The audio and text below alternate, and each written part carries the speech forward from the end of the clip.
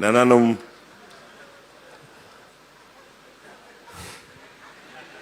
I want to tell him something, but I'm keeping myself. Thank you very much for giving me this opportunity for working here for 30 years. I just didn't spring up from Ghana and started working here. When I started working here, a lot of people were in school, some were students, and today they are heading the commission and they are regulating us somewhere.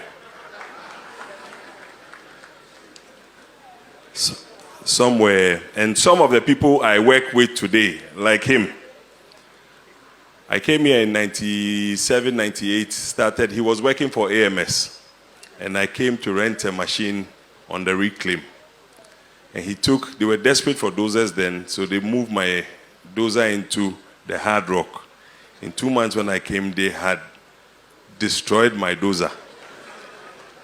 But unfortunately, when I came here, I didn't have a place to stay. I used to stay in a place called Peace Hotel. That was in the beginning. But one day I went there and I didn't get a room, so I ended up in his living room, and he gave me a couch to sleep, and I slept. So I couldn't go at him. From there, I got taken to Takwa, where I met Sid, Eskin, Majid. So everybody today in EMP have come out of AMS and other companies that I work with.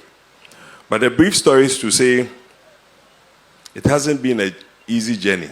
And what I'm doing today, or the transfer of mine to EMP, is for everybody. It's not for me. In the past, I used to come in here, stand at that gate, looking to go in there to get some work to do. Tony Obion was there with Dave Ingle, and if most people remember Dave Ingle, Mike Izan, and so many the other people from Ranger. But after 30 years, I asked myself that, look, can we just still be contractors? We can't do that. After 30 years, I just said to myself that, listen, and Goldfields offered this mine to me. Point of correction, I didn't just spring up to say I want to own the mine. Goldfields said in 2022, we're going to close the mine and we want you to take over, but we'll sell it to you.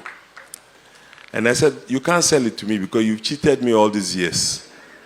So you have to give it to me. So we agreed. They told me to go to government and get a no objection letter. I went in there.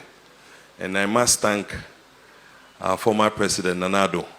He gave me a document to sit with Goldfields and negotiate and keep the mine going.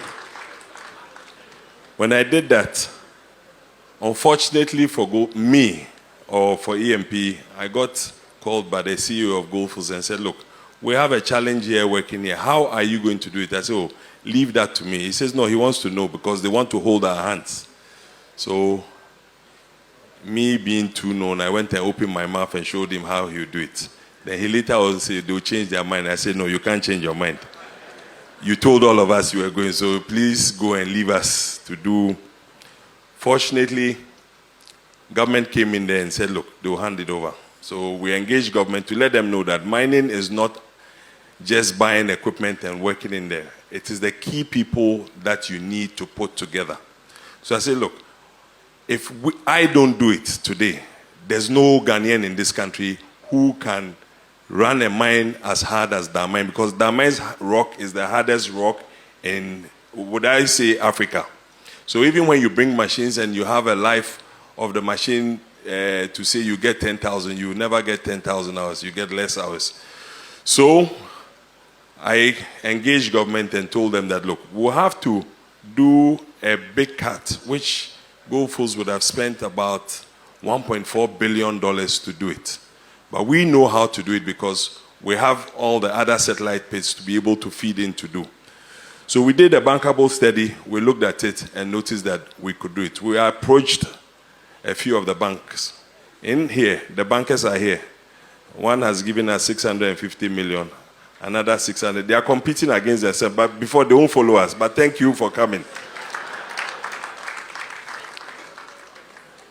I would say that, look, if we all put our minds together, this is a success story. And the plan I have for Damang is not a joke.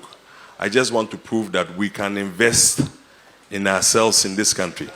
I want to pledge. I want to say it for everybody to hear. I got a text from one of our young men in here. It says we should build astroturfs for all the communities, which we're looking to do.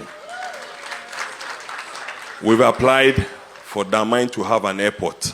And Damang, within 6 months, will have an airport such that we can fly to Accra easily from here.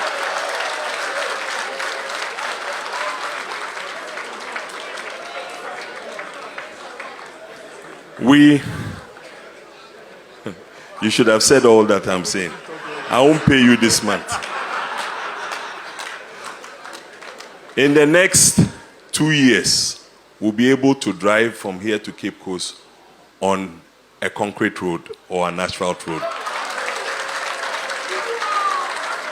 I beg you, this is not political talk, this is real talk. We're looking to put hospitals. I saw the youth.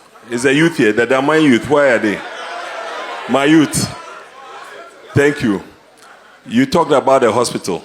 I'm looking to put 2 big hospitals in Damang. Not Damang alone. Is it Damang and Ateku? Or we will put it together. And Abossey. So what I want to say is that whatever money we make from here, we will reinvest it here. And I want to build my own personal house here. So I'll be living with you, Nananum. But thank you very much for giving me this platform. They didn't want me to talk, but anyway, I just said, let me say something. Thank you very much.